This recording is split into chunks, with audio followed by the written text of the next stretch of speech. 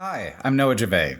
Today I'm going to be doing a 10th anniversary question and answer session for my patrons and for anyone else who's interested. It is not actually the 10th anniversary of my channel, it's like the 11 and a half anniversary of the channel, but I'm pretty slow with everything.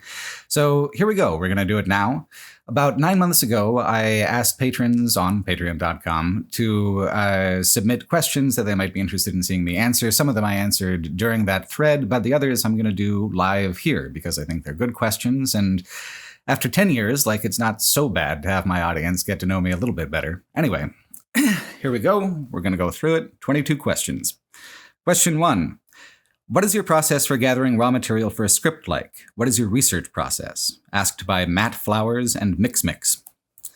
So first, I try to determine if I have a good amount of project enthusiasm, if I think I'm going to be able to get all the way through a game without burning out on it. So games that I'm just straight up not interested in just sort of don't go in the stack.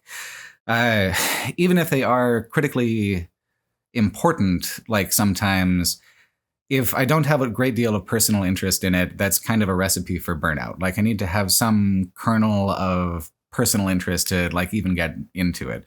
And then once I get into it, I'd like to play it first and form my own opinion in a vacuum. And then after that, it's kind of okay to crack the vacuum. I still don't usually read other people's reviews just because I like to kind of focus on my own critical interpretation first. But what I always look up is developer interviews. If you have any kind of question about why something is the way it is, there's a pretty good chance you can find either a full answer or a half answer to that question somewhere out there. Developers do an awful lot of interviews. And so if you find the right one, it can really help for orienting the structure of a script. Let's see. Question number 2. Do you have a piece of media that genuinely altered your perspective on the world in a major fundamental way or led to a big life decision? Asked by Charlie Monroe and Steve Whittle. There's a lot of good answers to that question for me, the most obvious of which, I suppose, is Blue Highways by William Least Heat Moon. That was the travelogue I read when I was younger that made me realize that travelogues are just as exciting and interesting as genre fiction.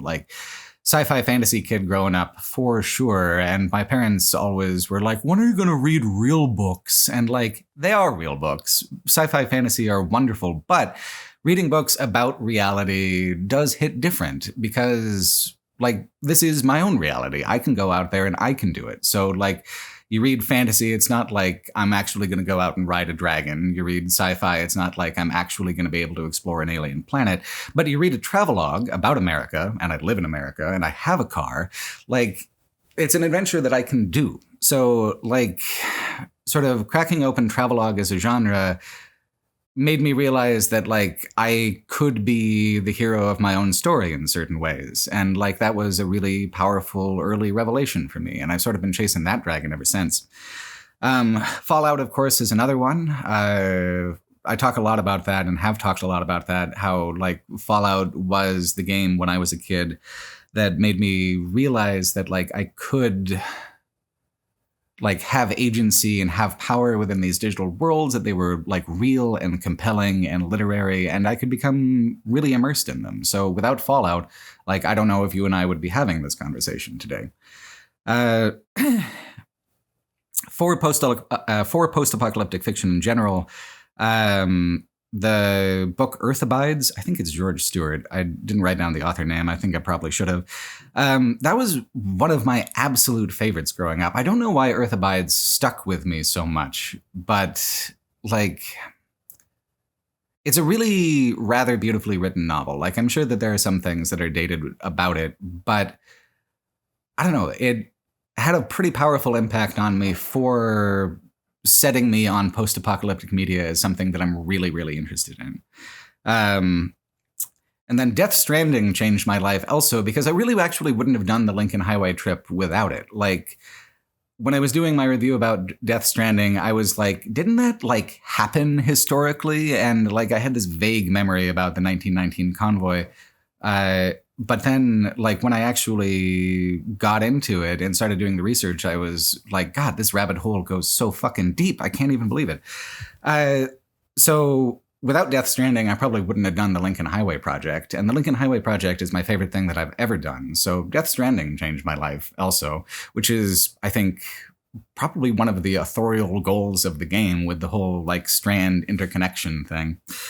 And then sort of also along those lines, but like going back way farther, if I didn't watch Brave Little Toaster when I was a kid, I wouldn't have this same sense of like a spiritual animus in inanimate objects.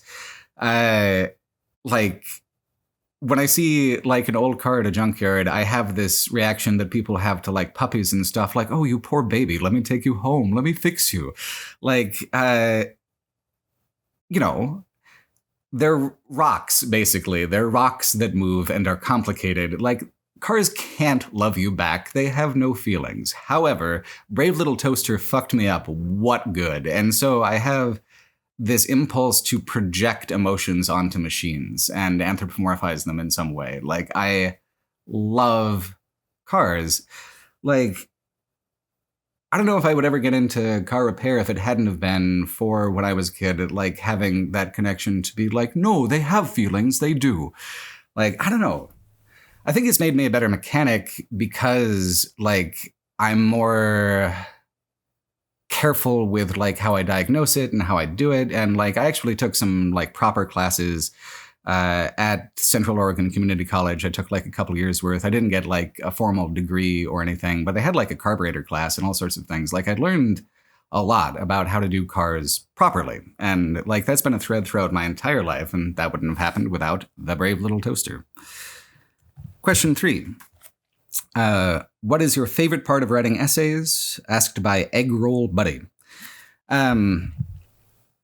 I think my favorite part is just the creative freedom that it offers me. Like, even if I had an actual job in academia, like, I wouldn't be able to choose how I do my nonfiction as freely as I do. Like, I have an enormous amount of creative freedom for someone who does nonfiction. Like, nonfiction people usually don't get to, like, wing it or play around with it or like have fun with it the way I'm able to do. Like the informal nature of the YouTube job is a really beautiful thing. And it's really, really cool for me. I really am so fucking grateful to be able to do this. Like, I think as a corollary, like one of my favorite things about the YouTube video essay process is getting to sort of like bottle and make permanent these experiences, because I've always played games and I've always loved them, but like they're kind of evaporative. Like the sand slips through your fingers as you're going around and doing your thing, and as you know the years roll on. So in sort of capturing visually parts of my playthrough and capturing intellectually like how I thought about it through the essay, like I do get to sort of bottle and can these experiences and save them for later and like keep them and accumulate them. And like looking back, I have like nearly 100 or maybe over 100 videos at this point. And like, that's a whole fucking lot of games. And all of that is like more or less, you know, a permanent part of who I am and what I am now and what I've done. And like, that just feels good. It's cool. Like it makes the whole thing feel more meaningful to me. And like, maybe that's my favorite part of writing these essays. Question. What is your process for developing video scripts? Asked by Chris Haley and Boogers. So I touched on this a little bit. Like, I have an idea for a concept that I like, or I see a game that is intriguing. But like, if you start with a thesis and then apply the thesis to what you do, like it's prescriptive. So like, I don't really know what I'm going to write about until after I play the game, because the thesis develops as I'm playing it. So I have an idea that this might be something cool to do or talk about, and then I play the game, and then I do an outline to sort of like get the general structure set. I go through the outline, I put the flesh on the essay and like get it correct. And then I am not much of a draft person. Like I edit as I go, and like it's important, critical, to do a second, third draft, like go in, touch it up. However, like I don't do the bulk of my editing on second or third drafts. I do the bulk of my editing as I'm going along. Like if I feel like I'm not saying it correctly, like I don't want to move on until I'm satisfied with it. So that's been kind of cool as I've gotten better as a writer to sort of like have a better sense of how to do that and how that goes. Like that's cool and meaningful for me. So, but it's different for each game, and like that sort of ties into the previous question, like what's good about that, or like what's your favorite part of writing these essays? Like, anyway, another question. James Woodman asks, how do we know what's worth passing on to the next generation? There is no way to know. I have no idea. Like, I am not an arbiter of good taste or bad taste. I am only trying to assess my own taste and like grapple onto something with it that feels real. Like, criticism does a lot of really interesting things, I think. Like, one is that it condenses a piece of media for people that aren't interested in it. Like, a lot of these games are like up to 100 hours long. So not everyone wants to put in that time. So if you're curious, then having another person like condense it down into like a quick hour, and then that person says stuff that like feels trustworthy or meaningful, or like you just like that person's vibe. Like when I watch other people's crit, that's a lot of what I do is stuff for shows or movies or games that I don't think that I'm going to watch, because like I want some kind of indication of what that experience might have been like if I chose to spend my life that way or my time doing those things. Like there's too much in the world for any one person to like even get a full taste of it. Like time moves so fucking fast. I can't even believe it. So, you know, how do you know what's worth passing on? I mean, you don't until you try. And then like my job as a critic, I suppose, is just to make the best sense that I can out of the things that I did. Like this last video I did was Rage, and I regret spending time with Rage. That was supposed to be a quick in and out 20-minute adventure. It was not. I wrote 37 pages. I hated the games. Why did I do that to myself? And like, I don't know, but like I thought that it would be fun. I thought that it would be quick. I thought that it would be easy, but then it was complicatedly bad of a game, and it took me fucking 37 pages to work that out. So like, obviously I don't think Rage is worth passing down to the next generation, but I wanted to talk about my experience anyway, because that's the only way that like I can begin to grapple with it. And like, if someone in the future was watching these videos and like looking back, I mean, I hope that's helpful. I hope you don't have to play Rage. I did it, so you don't have to. That's part of the deal.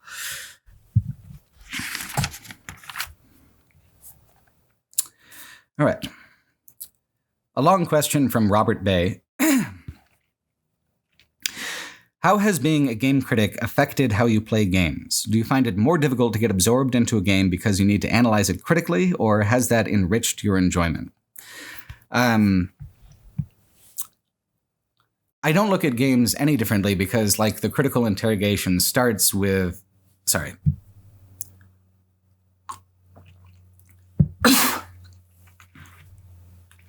The critical interrogation starts with how I end up feeling about the game. So I'm not like starting out, oh, how does this game work? Like, I just sort of let the game flow over me and feel how I'm going to feel about it, and then try to figure out, if I can, like why it made me feel that way.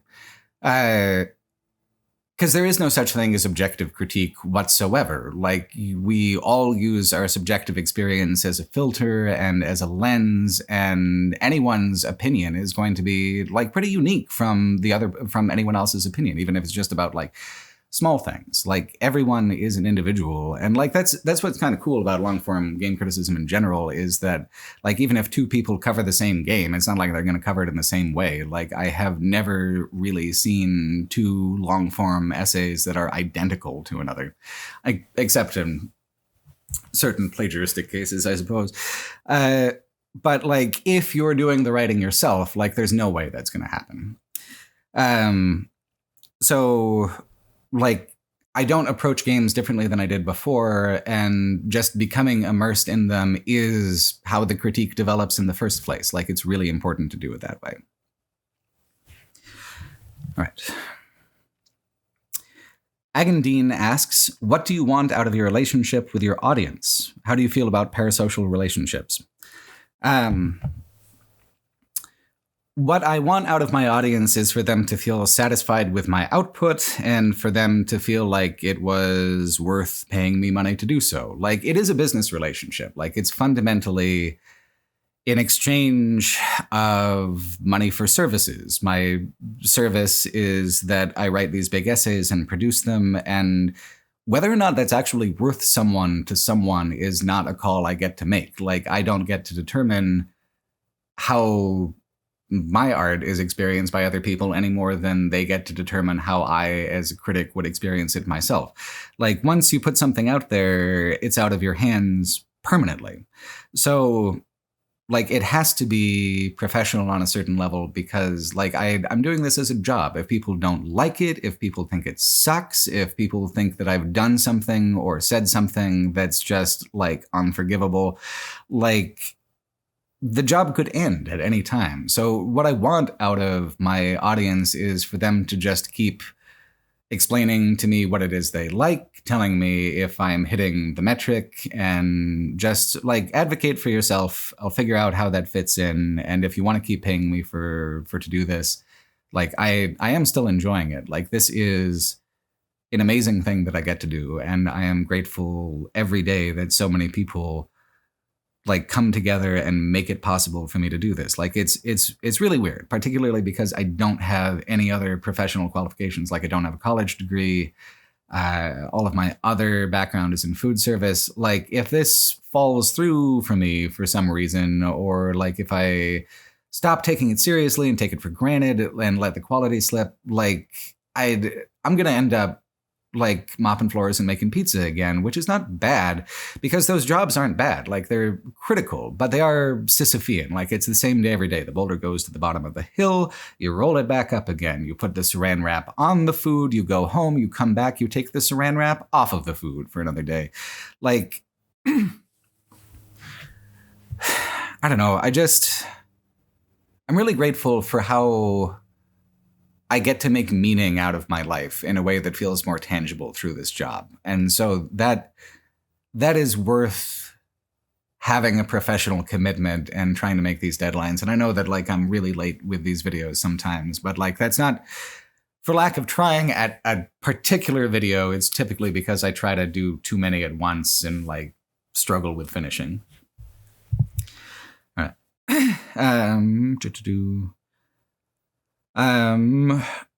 I suppose the only other thing about how do I feel about parasocial relationships is that, like, I'm not playing a character. Like, I'm very genuine with what I say, and this is who I am. So if you think that I suck and that I'm a piece of shit and a very stupid person, then, like, I guess so. This is who I am. What are you gonna do about it?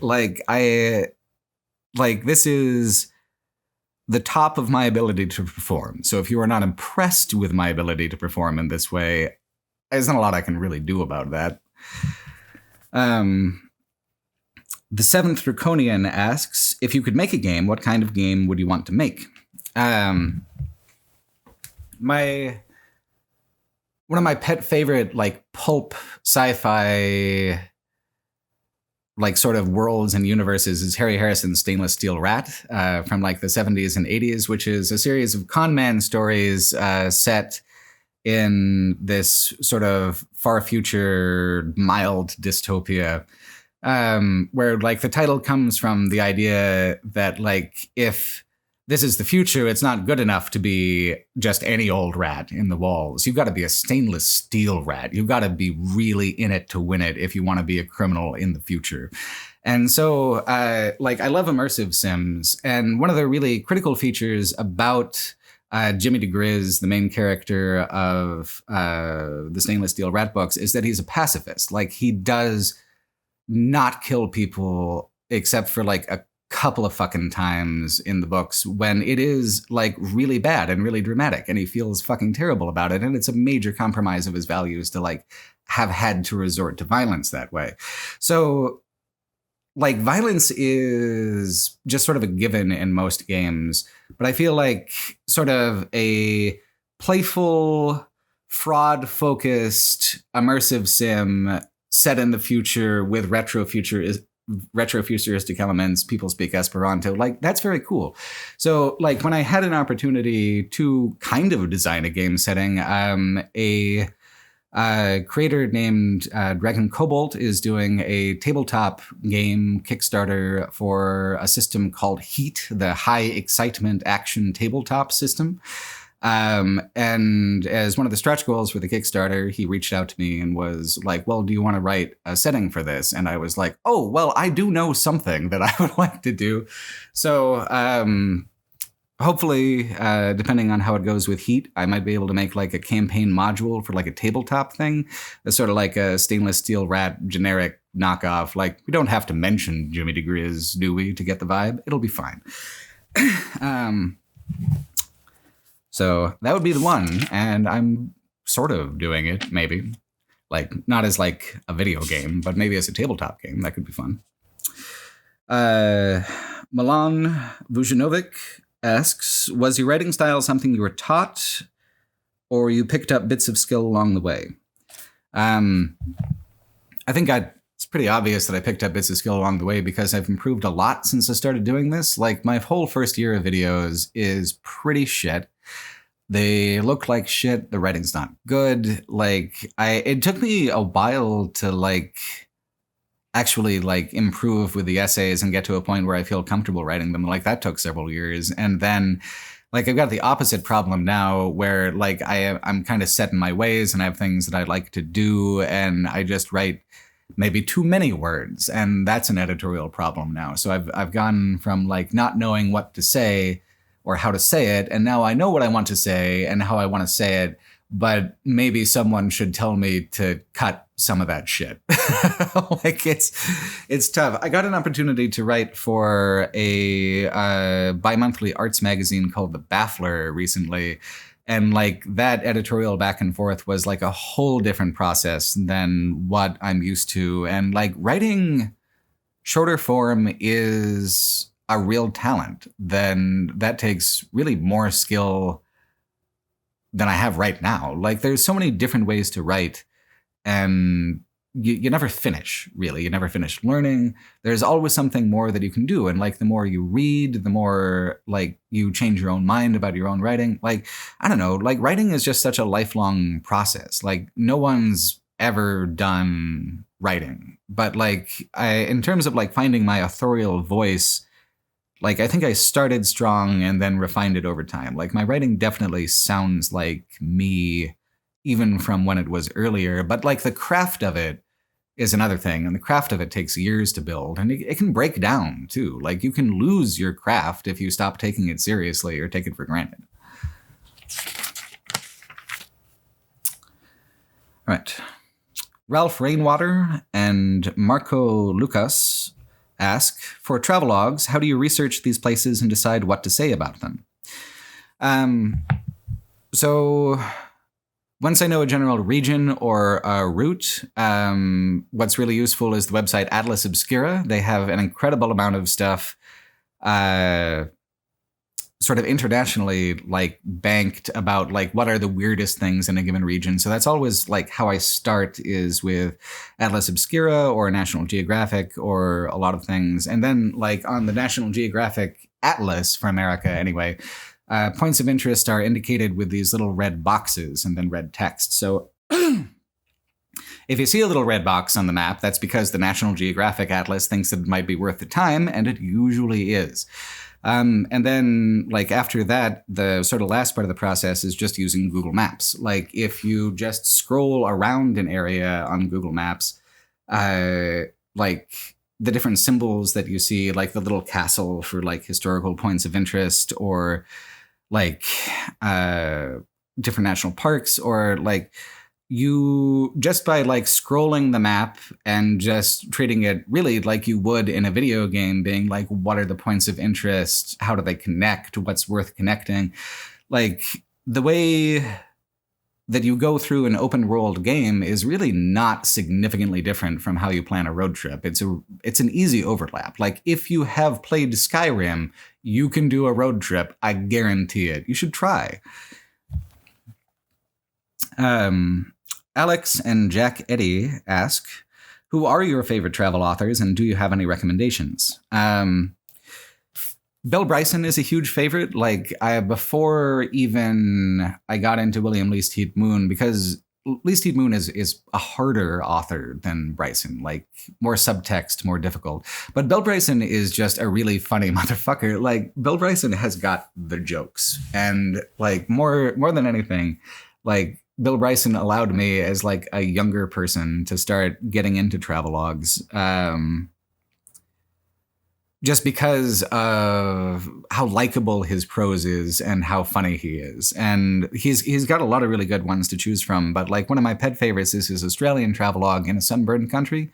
Like if you read Bill Bryson, like it kind of gives away the game for how I structure my own shit. Like his blend of historical anecdote and personal experience and sarcasm is just beautiful. It's so fucking good. Like it's like, I don't think that like I copy Bill Bryson in a direct way, but Bill Bryson is basically like the inspiration for how I do my entire structure.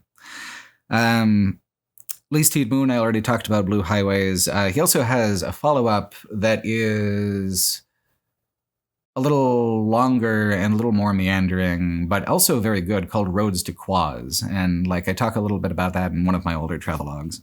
Another international travel author that I really fucking enjoy is Paul Theroux. Like Paul Theroux is tremendous. And rail travel is more his jam. I was really impressed by his African travelogues. Like The Last Train to Zona Verde is just fascinating. Like it is difficult to talk about some of the political situation in some of those countries without feeling like prurient or weird. And like Thoreau does an incredible humanistic job of just getting in there and reporting. Like he is maybe one of the most professional travel writers that I've ever seen. Like the way that he uses his prose to highlight social issues and to like dig deep into a place. Like Paul Theroux is a very beautiful writer and like a very vivid and powerful one politically.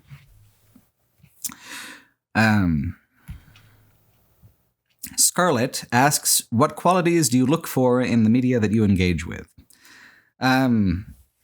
First, I suppose, is genre appeal and like the elevator pitch of the thing. Like if the basic concept is cool to me, it's very easy for me to say yes to it. And like my feelings about that are so mercurial that I don't really know that I can like provide, you know, an exact criteria. But I think something for any media for me to like really enjoy it is that it has to be earnest in some way. Like, I hate media that is like, this genre is bullshit, I'm going to reinvent it and do it better. And like, no, you're not. Like, the reason that genre fiction works and the best examples of any genre fiction are the people who like truly, truly love the tropes and are trying to do the best job that they can. And like, I've been working on a horror novel for like years now, and I'm really close. I say that every year, but like I'm really close this time, you guys. But like that was my whole approach, is that like, you know, I am not smart enough or cool enough or even interested in the prospect of reinventing a genre.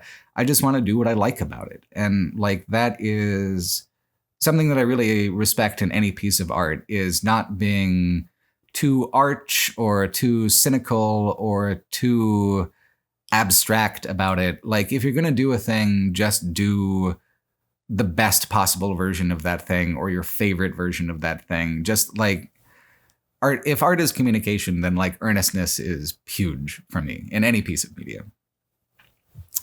AE asks, what are some obscure games or books you wish had broader recognition? I'm working on a video about Pacific Drive. Pacific Drive is amazing. You should play it. It deserves more recognition. It feels like a game designed for me in particular.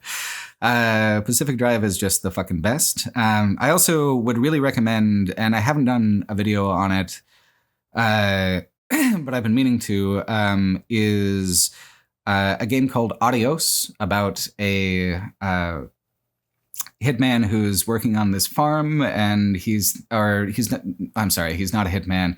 He disposes of bodies for the mob, which is an important distinction. But he thinks on the particular day of this game that maybe he doesn't want to do this anymore. And so the game is this really sort of intimate look at what a very consequential decision like that looks like. It's just a really fascinating and beautiful game, but it's very short, and it's sort of hard to know necessarily how to talk about it. So I haven't talked about it before on my channel officially, but like Adios, big recommendation. My favorite review that I ever got to do for an official outlet was when I got to review Abduction for Polygon, the Cyan Games like spiritual successor to Myst that is not technically part of the Myst franchise, but otherwise is like, that was one of my favorite things I've ever written as far as a review goes, and like one of my favorite game experiences. And like I got to play like a developer like press coffee. So like there was literally no guides online that I could look up. Like there was a press embargo. Like I wasn't allowed to even talk about it. And so like I had never done a Myst or Myst-like game entirely under my own volition without looking up anything before. And like I managed to get through it and like review it. And it was such a beautiful experience and such a cool game. Like big love for Abduction. Tyranny is another one that I think gets kind of like lost in the shuffle. Like it's one of my favorite CRPGs that I've ever played. But like it doesn't stand out from the other ones quite as much as far as like how people talk about it. Like I feel like with Avowed coming out, people talk more about Pillars of Eternity than they do about Tyranny. But Tyranny is great.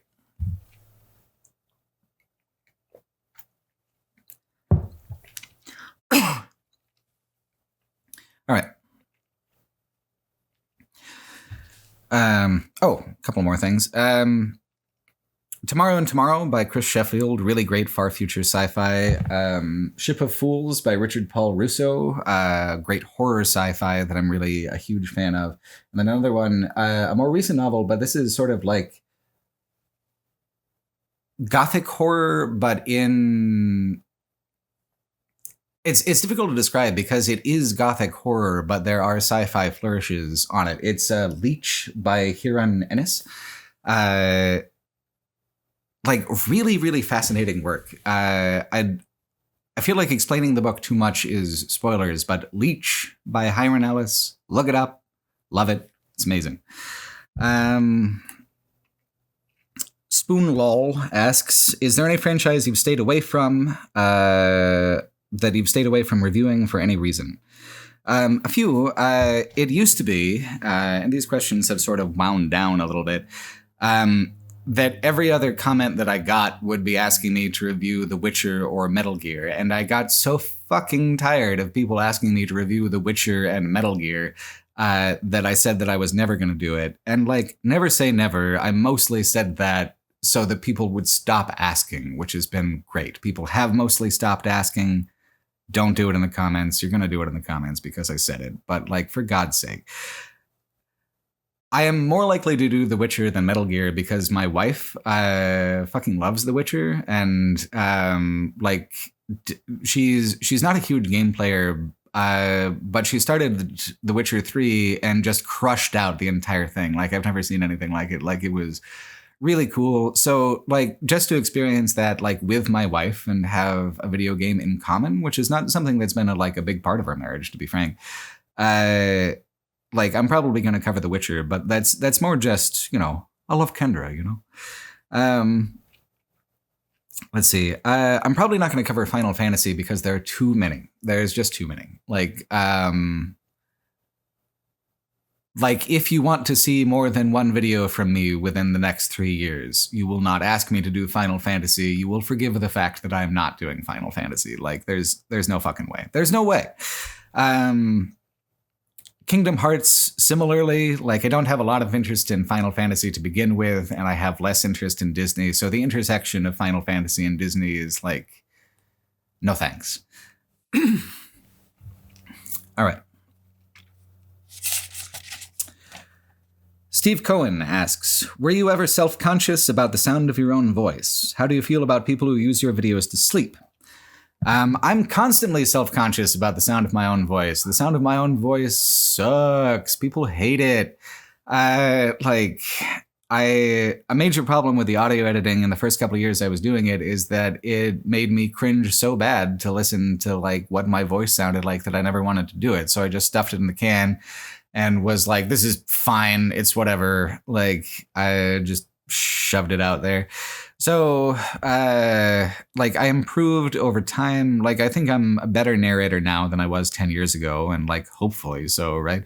A lot of people do complain that, like, I have never gotten better or bothered to improve or have any motivation to improve or am just a worthless piece of shit in general.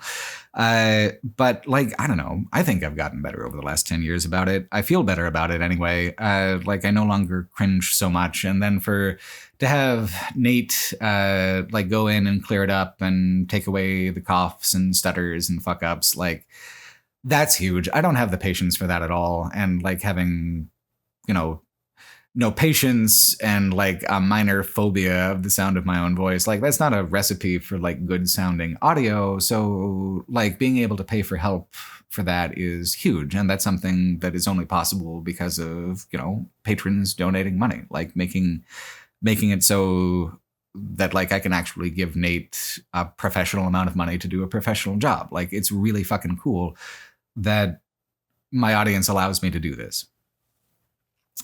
Let's see.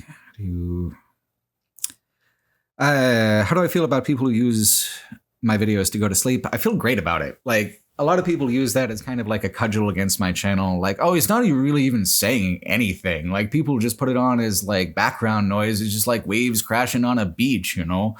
Like, maybe. I mean, it's not up to me to determine if I say something of substance. I try, but like, not everyone feels that way about it. But as far as people using my stuff to fall asleep to, I actually think that that's like mostly very flattering. Like, it's cool that I managed to like maintain enough of a consistent radio voice that like I can create a soundscape that people can fall asleep to.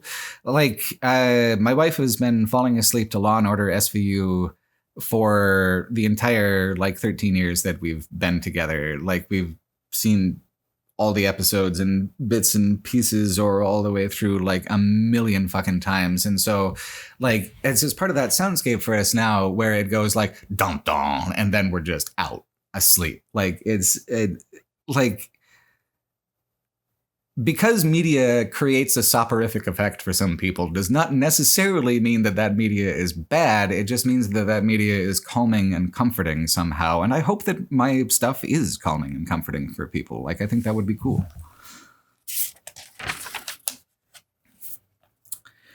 Peter Sicolo asks, what are your thoughts on the difference between mega projects and smaller pieces? And one of the things that I really want to say about that is mega projects hurt.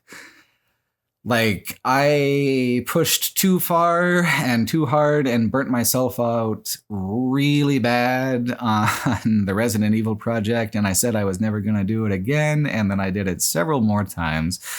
Like, it sucks. Like, doing the mega projects are fucking so hard. Like, keeping all of that straight, keeping your memories fresh across all that time, like getting the outline together, just like even putting on the work. Labeling clips for a mega project takes like 20 hours in itself of just like organization and sort of secretarial busy work within my own project. Like, the smaller a project is, the more manageable it is. So like I'm trying to like get back towards that, like just so that I can have a higher output. Like one of my least favorite things that people do is to comment like, "Oh, where'd Noah go? What's he doing?" And it's like, I'm getting paid for this. It's my job. I'm doing it. Like, I'm sorry that I'm not like a fucking like once a week YouTuber, but like the longer the projects are, the like,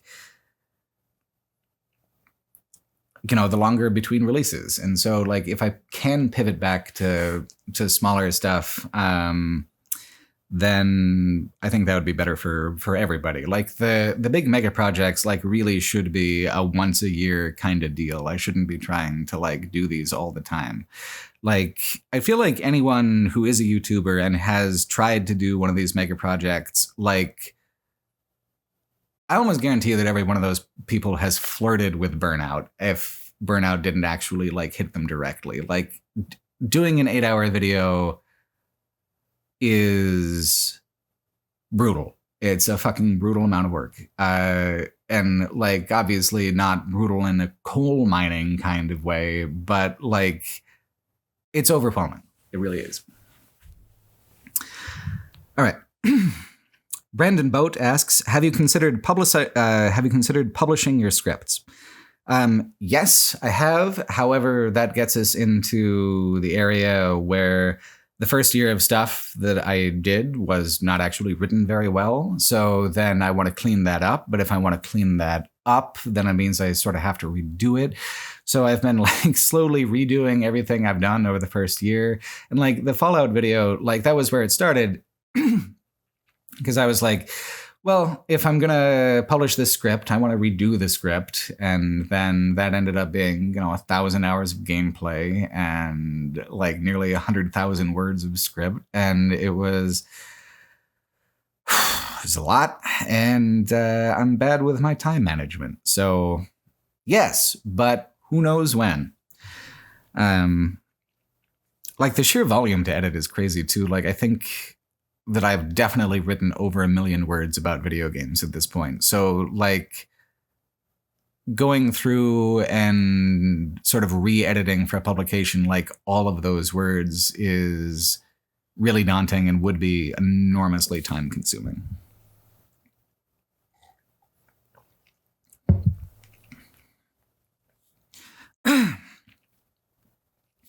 Soldier Hawk asks, have you ever taken formal voice training lessons?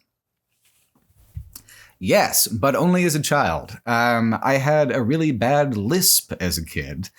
And I went to a slightly impoverished school district, and they had me do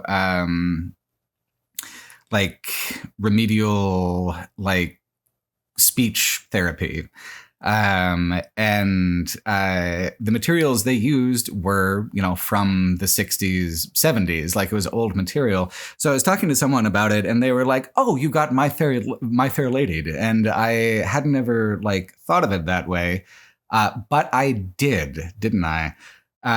They took a kid who sounded like a little iffy, and then they were like, no, you're going to sound like Walter Cronkite now, boy. And I did do that. So the other thing, though, is that like I also sound very similar in my tone to my birth father, Theo. Theo and I are almost indistinguishable on the phone from one another. So like part of my rhythm and diction is genetic, apparently. And then another part of my rhythm and diction is because like I was taught to speak this way as a kid. So that I could pronounce the H in ash. Like, I don't know. I think it's overall positive. But like people have pointed out, like no one naturally has a transatlantic accent. But if you teach a child who's 8 a transatlantic accent, it's probably gonna stick. Julian Reno asks, how do you structure your day? How do you avoid franchise fatigue and burnout? And we kind of already talked about how I don't do that at all. I do a lot of house husbanding. Like, I wake up, like I do a lot of cleaning. Like I don't know. Working from home is like a really cool privilege, and like I don't necessarily know in a given day like what it's going to look like going into it. Like every day has a different series of like demands or needs, and like sometimes I get to play games, and sometimes I need to like buckle down and write about them, or do like or do like the endless clip labeling thing that like I do, that I talked about. Like, I wish that I knew how better to avoid fatigue and burnout, and I wish that I did have some more formal structure to my day sometimes, but like, I'm winging it out here every day. I don't know if that's good, I don't know if it's bad, but that's how I do it. Angus Cunningham asks, what do you think are the key things you learned over your YouTube career? And I think a couple of things. The biggest one of which is that I've learned how to work through an idea through a script. Like, I feel like my speaking part of my brain and my writing part of my brain are very different. And like the writing part of my brain is like better even than the fully conscious part, because I don't necessarily discover how I feel about a thing until I've been writing about it for a while. It's kind of interesting. Like, writing is for me like almost a process of self-discovery. And like my wife has been suggesting to me that I like diary more and like use writing in my personal life that way. And like that has been helpful and like good for me. Let's see. So I think I've learned that way, you know, just better how to express myself, which is not, you know, an exciting answer, I suppose, but it is mine. The other answer I would say is that I've made some mistakes by doing. One of the most significant of which was like how people reacted to the Last of Us video that I did, because like I talked about how I enjoyed like Lev as a trans character, but the trans community didn't really feel that way about Lev, and I spoke kind of over it. Like, I just used my own opinion. I didn't use any direct quotations from the people who had major problems with Lev. And like, I really didn't mean to speak over anybody like that. So that was a really big lesson in sort of using primary quotations as sort of a means of compassionate discourse. Like, if I am not part of the affected group or the minority group necessarily, then like I shouldn't be the arbiter of what is good and bad about it. Like, I should be focusing more on like engaging with primary quotations and engaging with other critics who are. So like that was a big lesson in like how to do criticism more compassionately and how to do nonfiction more compassionately. And like I hope that I've learned it, because, you know, like I said earlier, like I really do hope that this channel is a comfort to people.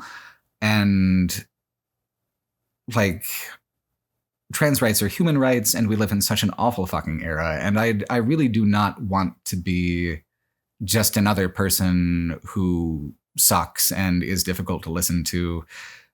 Like, I really don't. Like, I want people to be comforted that way when they come to this channel and expect me reasonably not to be an asshole, I suppose, about anything besides Dark Souls. Like, that's key for me. Like, learning how to do that better has been a lesson, and it hasn't, you know, always been an easy lesson. And I apologize for missteps I've made in the past that way. All right. Last question. Here we go. Have you ever strongly resonated with a piece of music strongly while having a psychedelic experience? Asked by Jim Sukag. Yes. I don't do very many drugs anymore. Like, in my 30s, just the whole idea of it makes me so fucking tired. Like I used to like be really interested in the psychedelic experience, but like it's exhausting. I think my favorite part of the psychedelic experience has always been like sort of the come down after the peak of it.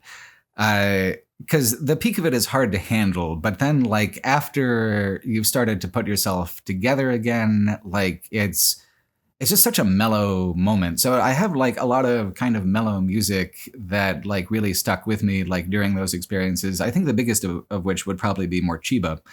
Like Morchiba has such a great fucking vibe, and especially for like if you are needing that kind of like psychedelic calm. Like I don't know, just something about their music just feels extraordinarily comfortable.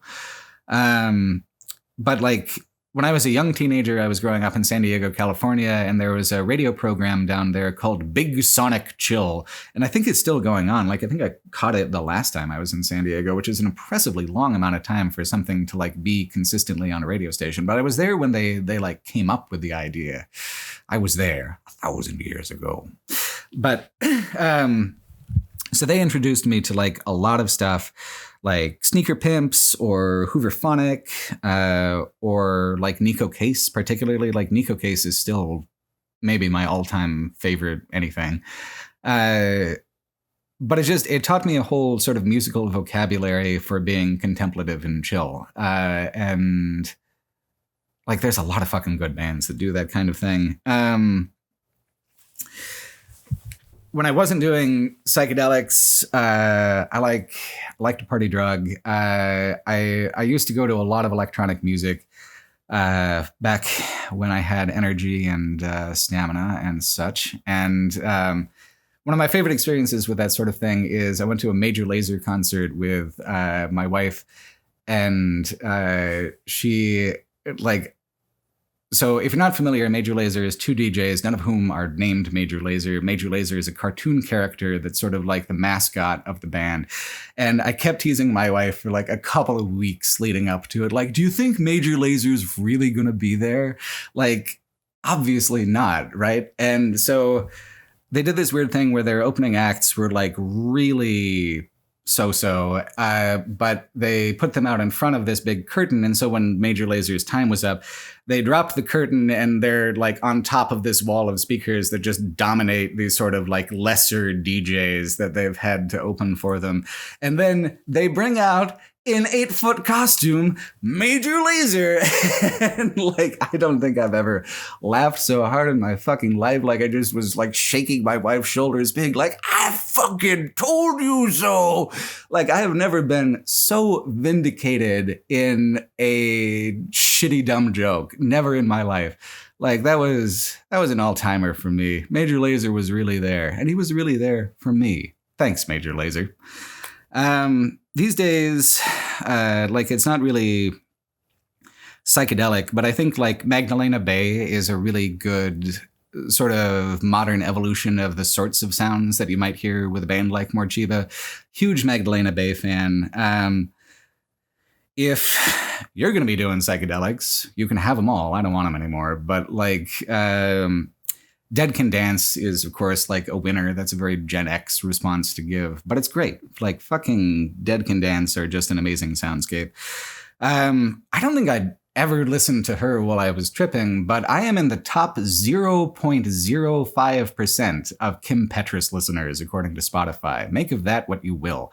But I fucking love Kim Petras. I love hyperpop. Like that's been my vibe lately, is that like, I just love that shit. But in sort of the worst times in my life, for like the past 5 years, like my emotional comfort album has been Kesha's Rainbow, which I think is just really underrated. Like it is very sincere. It's very genuine. Some people don't really like that about it. But like Kesha suffered some real genuine abuse within the industry, and she struggled with the expectations that people put on her, but then like she came back several years later as an artist with this album that is just very proud and defiantly like who she is and what her personality is and what she wants to say and who she wants to be as a person, as an artist. Like, it's a really beautiful refusal to be any of the negative things that people were trying to make her into. Like, I don't know, like Rainbow is, I think, a beautiful album. It's one of my all-time favorites. Like, I've never listened to it while I was tripping because I think I'd just cry the whole time. But it's fucking good. If you like sincere things, if you're intolerant to what's sincere, you're definitely not going to like Rainbow. Anyway, I think that pretty much does it. I want to really thank everybody who supported this channel for the past, 11 and a half years. 10th anniversary special, but the past 11 and a half years. Like, I can't tell you how much I appreciate it. Like, I wouldn't have the life that I have now without the support that people have been giving me. I wouldn't have been able to hone my craft. Like, everything that is positive right now that didn't come like specifically out of my marriage has come from this thing that I'm doing, that people are willing to support me with like writing these video essays. Like, it's been a hell of a thing to sort of make up a job and have it work. And I'm not unaware of the fact that could like kind of disappear at any time, but like, I hope not. Like, it's at will employment, or rather it's employment sort of by popular demand. So like, the way that I keep my job is by continuing to sort of follow my heart and follow my passions and do the things that feel right and meaningful to me, because that's sort of been like my guiding star so far. And by following that, it's just led to positive stuff. So I don't know. I'm going to keep trying to do well by everybody, and I hope that everyone is willing to stick through it and give me another decade of their time. And if not, no worries, man. There's a refund policy in place. All right. Well, thanks for watching. I hope you're all well.